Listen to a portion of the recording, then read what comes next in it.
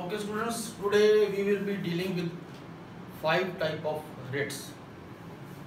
There are 5 writs which can be filed in the Supreme Court and the High Court.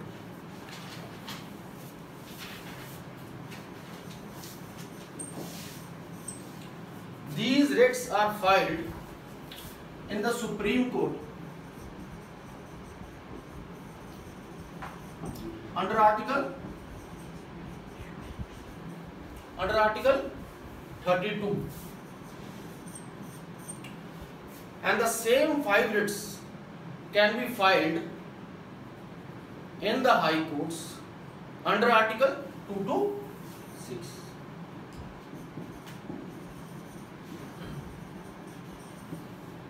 Article 2 to 6 of the Constitution of India.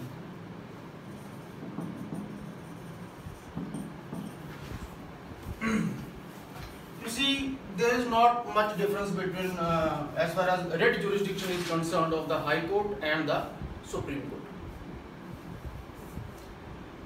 Court. As you know, the writs are filed against the state. The writs are filed against the state by the citizens of India. Now, what is state? State is defined under Article 12 of the Constitution of India, which says state means Government of India plus Parliament of India.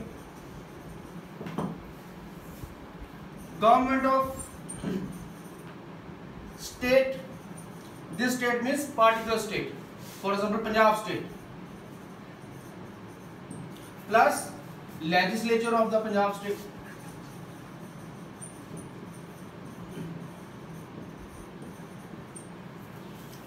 Then this is first, this is second, and third is other authorities.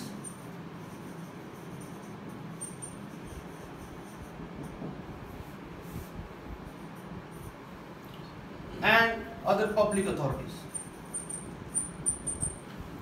These are authorities, for example, Panchayati Raj, Panchayats. It was included by the 73rd and 74th Amendment of the Constitution of India. 73rd and 74th Amendment. Zilla Parishads.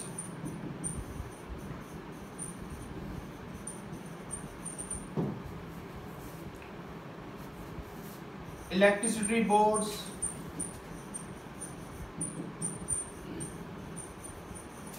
various electricity boards of various states. So these are some of the authorities which are included in the definition of state. And there are some other authorities also in which state has a full control. If I may say, more than half of the control is of the state. For example, any authority in which the state has at least 51% of share. Majority of the funds, or all of the funds given to that authority is given by the state. So it is a public entity. So that entity, that public body, or you may say a private body, it is governed by the laws of the state. Majority of these loans and major of the backup is given by the state. So that authority will also be included in the state. Now these writs are filed against the state. If a person goes to High Court to enforce his writ under Article 2 to 6 and the High Court dismisses his petition, do you think that he cannot go to the Supreme Court? He can definitely go to the Supreme Court. If the High Court has not allowed his writ jurisdiction, the High Court has denied your plea, the High Court has dismissed your petition, then you can go to Supreme Court. there is nothing in the constitution written that first you have to go to High Court, then only you can go to Supreme Court. You can either way go to High Court, or you can directly straight away go to Supreme Court to enforce your fundamental rights. This is of wider jurisdiction. This is of not as wider as compared to 226. Fundamental rights, if fundamental rights are violated, then you can go straight away to Supreme Court. If fundamental right plus other legal rights, if fundamental right plus other legal rights are violated, then you can go to High Court. These other legal rights means those rights which are given in the Constitution of India other than Part 3, because in Part 3 fundamental rights are already given. So fundamental rights plus other legal rights, or you can say other constitutional rights. If any legal right or constitutional right is violated, or your fundamental right is violated by the state, you can go to High Court under Article 226 of the Constitution of India. And if any fundamental right is violated, you may not go to High Court, you can straightway go to Supreme Court. Now you will be asking, sir, why first to go to High Court and why you can directly go to Supreme Court? You have to go to High Court first. You see, Article 32 itself is a fundamental right. Article 32 itself is a fundamental right, whereas Article 226 is itself not a fundamental right. If Article 32 itself is a fundamental right, and when you read Article 32, it guarantees fundamental rights. It gives you guarantee that if any fundamental right is violated, you can straightway go to Supreme Court. It guarantees you the remedy. If any fundamental right is violated, you can directly go to Supreme Court. So Article 32 itself is a fundamental right. If it itself is a fundamental right, you need not to go to High Court first. You can directly go to Supreme Court. But in normal circumstances, practically if we see, first people go to High Court, and if High Court also does not allow any, does not give a positive attitude, or it dismisses the petition, then you can go to Supreme Court. But there is no bar, you can go to Supreme Court directly. Now, what are those writs? The first writ is habeas corpus. Habeas corpus. Habeas corpus means to produce the body of a person. For example, this is a person and it has been confined in illegal detention by any jailer or by a police officer. Now this person has been detained by a police officer without any FIR, without any case being registered against him, and this person has been detained by this police officer without any criminal charge against this person. Without any reason, this person has been detained by the police officer. Now this person himself or any relative or any good friend of him, on behalf of him, they can straightway go to Supreme Court. Which writ? Habeas corpus.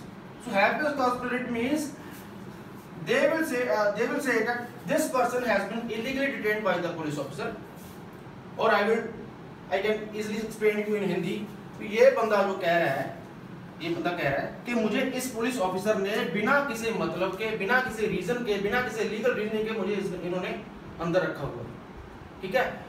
High Court या Supreme court इस बंदे से, police officer से पूछेगी कि किन कारणों से आपने इस बंदे को अंदर रखा हुआ, what is the legal reason, कोई लीगल रीजन है इसको अंदर रखने का। अगर ये जवाब नहीं दे पाया proper, this is the legal reason, या FIR हुई या ये कारण है, तो Supreme Court will release this person, because by confining or by detaining this person by a police officer, you are actually violating which fundamental right? You are violating the right of Article 21, which says nobody can be deprived of his life or personal liberty without the procedure established by law. Article 21 says no person can be deprived of his life or personal liberty without the procedure established by law. Now here there is no procedure established by law. This person, this police wala is detaining this person without any reason. No FIR, no reason. Then Supreme Court will release this person or ask police officer to show this person or produce the body of that person before us. And Supreme Court will determine the legality or illegality of his detention. Is it clear? Same is with the High Court. One thing important for habeas corpus writ petition is habeas corpus can be filed against a private individual also. All other 4 writs which we will be doing afterwards, they cannot be filed against private individual. Habeas corpus writ can be filed against the private individual also. So habeas corpus writ can be filed against private individual and state, both. This is known as habeas corpus writ. Second writ is mandamus. Second writ is mandamus. Mandamus means do your legal duty. Do your legal duty. If any public officer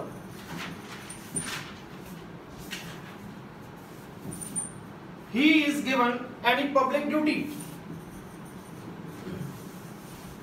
by any law, by any statute by which he is governed, he has been given a public duty and he has to perform that public duty because he is getting pay for it. उसको monthly हर महीने उस public duty निभाने के लिए उसको पैसे मिल रहे हैं, उसको तनख्वाह मिल रही है. वो सर ये कौन बंदा है? ये सरकारी मुलाजिम है. कौन है? He is a government official. He is a government official. Mandamus only applies to a government official. It will not apply to a private person, as in case of habeas corpus. Mandamus can apply to a government official or a public corporation.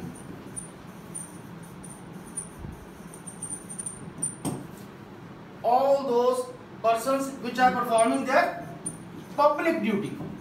This is important. Public duty. No private duty. Not any private work.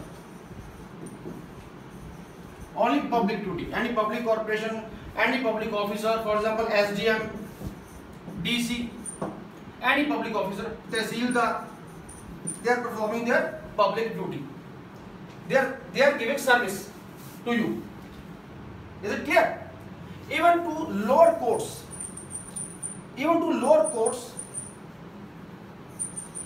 or you can say inferior courts, even to inferior courts, this writ will lie. Now what happens if a public official is having any public duty and he is not performing that public duty? वो अपना काम अच्छी तरह नहीं कर रहा, जो उसको सौंपा गया है गवर्नमेंट ने, जिसकी वो तनख्वाह हर महीने ले रहा है. जैसे you are about to get a license, है ना, अपने कार का लाइसेंस लेना है, ठीक है, आपकी सारी फॉर्मेलिटीज जो है वो पूरी हो गई है. जो भी एफिडेविट लगाना है, जो भी फोटोज लगानी है, जो भी प्रोसीजरल फॉर्मेलिटीज है, वो सारी आपने पूरी कर ली है. अब उसकी जो पब्लिक ऑफिसर है उसकी परमिशन की लोड़ है, उसके साइंस की लोड़ है, उसके सिग्नेचर की लोड़ है, उसकी हामी की लोड़ है. Now you have complete all the formalities, आपकी तरफ से सारी फॉर्मेलिटीज पूरी है. Even then he is not giving his signature, वो फाइल को आगे नहीं बढ़ा रहा. या तो हो ना आपकी कोई फॉर्मेलिटी रह गई हो, आपकी सारी फॉर्मेलिटी पूरी होने के बाद भी वो आपका काम नहीं कर रहा. वो कौन सा काम है? जिसकी उसकी पब्लिक ड्यूटी है, जिसकी उसकी लीगल ड्यूटी है, उसकी लीगल ड्यूटी है वो काम करने की, और वो काम नहीं कर रहा, तो आप उस पब्लिक ऑफिसर के खिलाफ सीधा हाई कोर्ट में 226 में और सुप्रीम कोर्ट में आर्टिकल 32 में रिट डाल सकते हो. कौन सी रिट डालोगे? मैंडमस की रिट डालो. ठीक है, क्लियर हो गया? The next writ we will be doing is quo warranto. Quo warranto means ये भी मैंडमस के साथ मिलती जुलती एक रिट है. क्वो quo warranto means what is your legal authority? What is your legal authority? इसका मतलब ये है, देखो मैंडामस में क्या था, he was having authority, even then he was not doing his work, he was having a legal duty to perform, even then he was not performing his legal duty. For that you have filed a writ in the High Court or Supreme Court that he is not performing his legal duty, for which he is getting regular monthly pay, and Supreme Court and High Court said that why you are not performing your legal duty, you have to perform that. But in quo warranto it is little bit different. It say what is your legal authority? Any public officer, for example SDM, DC, any public officer, or any quo warranto will actually applies to public bodies, public corporations, etc. Now if any office is held by any person and he has been retired, वो retire हो गया, retire होने के बाद अगले दिन फिर आके अपनी कुर्सी पे बैठ रहा है, फॉर एग्जाम्पल थानेदार है, वो रिटायर हो गया, रिटायर होने के बाद दोबारा फिर वो अपनी कुर्सी पे आके बैठ रहा है, he is saying that I am a थानेदार. Now legally he is not a थानेदार, वो रिटायर हो चुका है, even then वो एज अ थानेदार एक्ट कर रहा है, तो उसके खिलाफ आप कौन सी रिट डालोगे? quo warranto. What is your authority?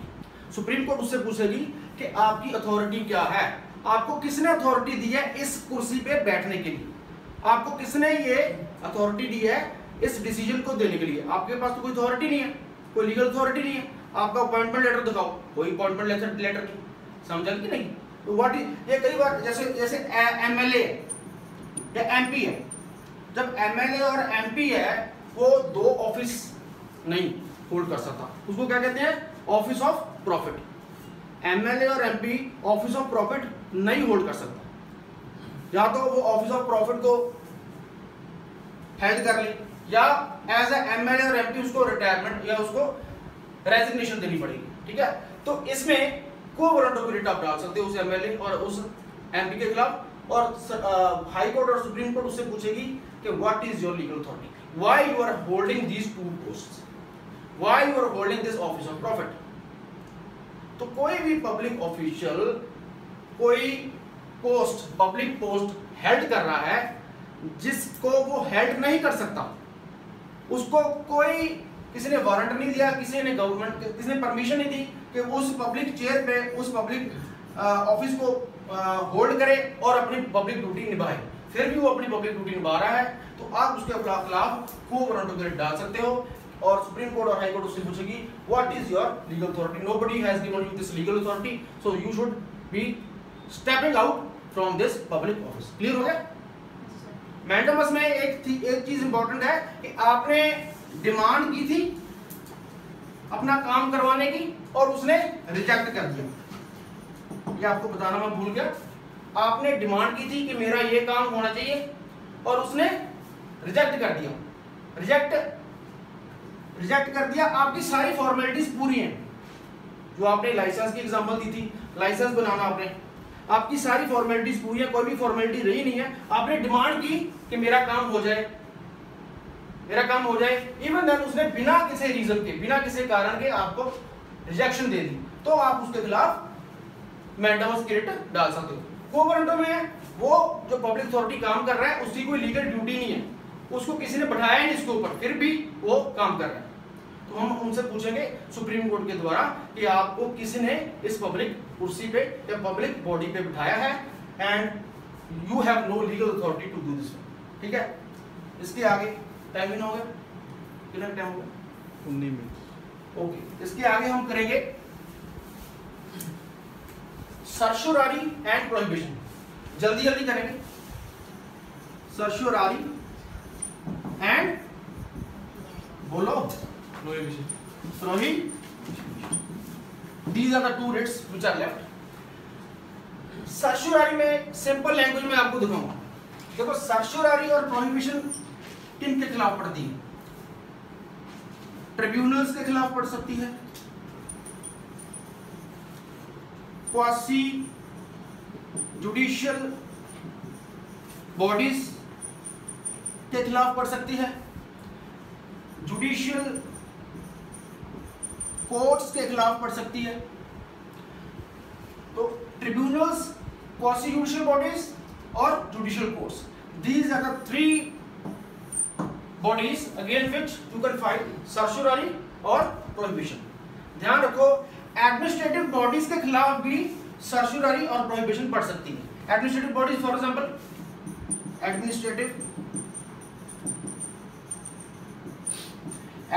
Bodies में आ गई for example SDM, DC and all this, tehsildar, kanungo, these are administrative bodies, तो शहर का एडमिनिस्ट्रेटिव काम करते हैं। जब वो किसी केस में जुडिशियल प्रोसीडिंग को डील कर रहे हैं, जब एडमिनिस्ट्रेटिव बॉडीज जुडिशियल प्रोसीडिंग्स में अपना काम कर रहे हैं, देखो दो टाइप की प्रोसीडिंग्स होंगी उनके सामने, जुडिशियल प्रोसीडिंग्स और एडमिनिस्ट्रेटिव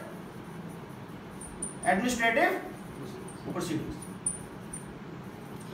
जुडिशियल वर्क या जुडिशियल फंक्शन और एडमिनिस्ट्रेटिव वर्क और एडमिनिस्ट्रेटिव फंक्शन, इसमें फर्क है। एडमिनिस्ट्रेटिव फंक्शन और एडमिनिस्ट्रेटिव वर्क उनका अपना वर्क है। तो डीसी और तहसीलदार रोजमर्रा जो भी छोटे मोटे ऑर्डर पास करते हैं एडमिनिस्ट्रेटिवली, अपने काम को सुचारू रूप से चलाने के लिए, कोई लेटर भेजनी है, किसी को कोई ऑर्डर पास करना है, कि कोई छुट्टी पे गया है उसके खिलाफ कोई ऑर्डर पास करना है, या फलाना डे हॉलीडे है या नहीं है, इस फाइल को उस ऑफिस में लेके जाना है, उस फाइल को इस ऑफिस में लेके जाना है। तो जो भी रोजमर्रा के काम होते हैं जिससे किसी के लीगल राइट वायलेट नहीं हो रही, समझने की कोशिश करो। एडमिनिस्ट्रेटिव फंक्शन वो फंक्शन है जिसमें जो ऑर्डर पास करने से या डिसीजन देने से किसी का लीगल राइट वायलेट नहीं हुआ।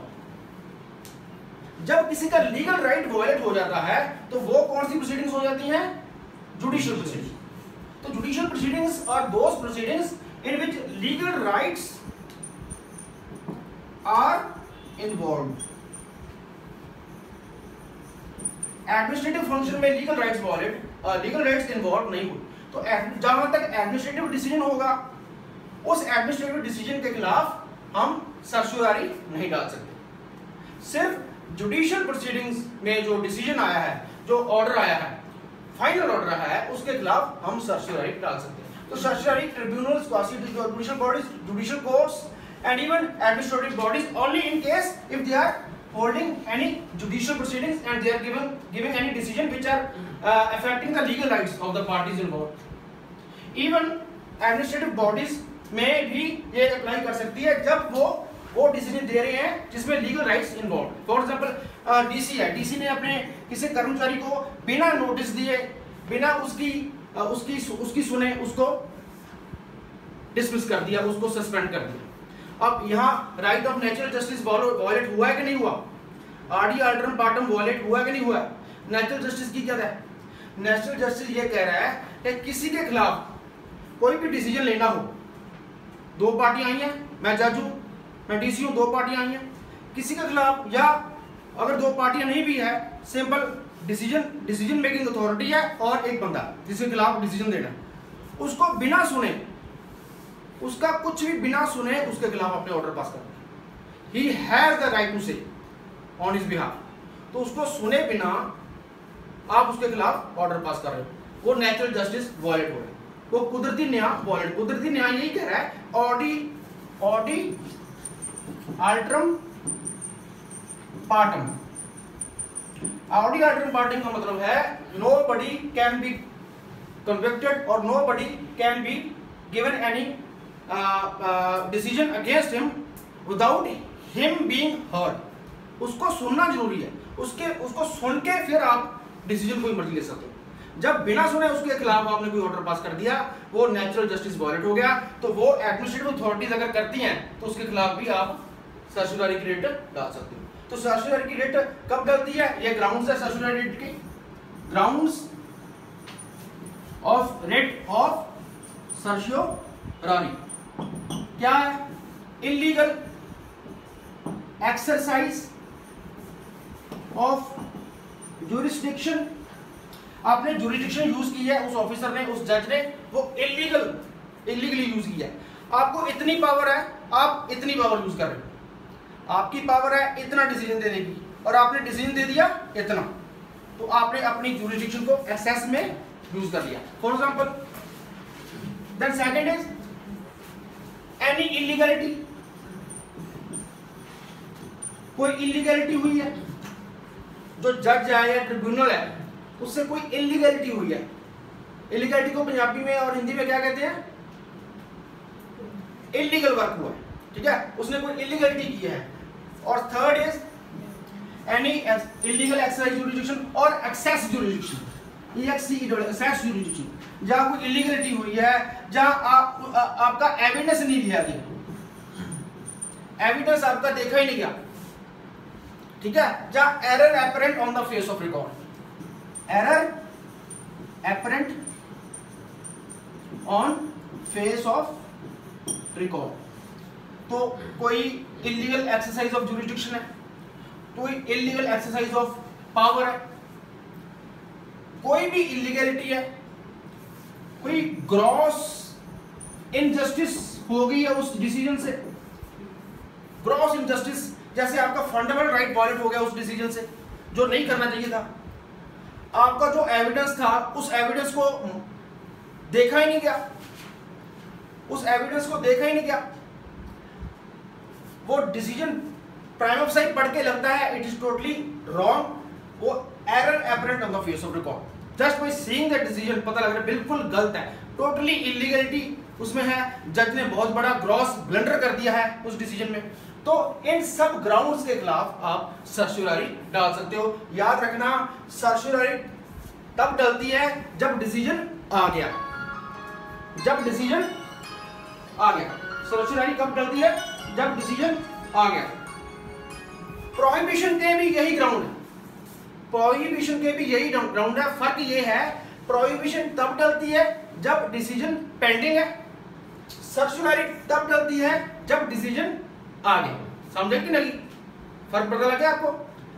ग्राउंड सेम है। कौन से ग्राउंड्स हैं? Illegal exercise of jurisdiction, excess of jurisdiction, excess of powers use कर ली है, कोई भी इलीगलिटी है, फॉर एग्जांपल कोई भी इलीगल वर्क या illegal decision, illegality, gross illegality की है, gross injustice, natural justice violate हो गया, आपको सुना ही नहीं गया, एविडेंस नहीं लिया गया आपका, वो डिसीजन पढ़ने से totally error apparent on the face of record. तो these are the four grounds to file a writ of certiorari, and the certiorari is filed after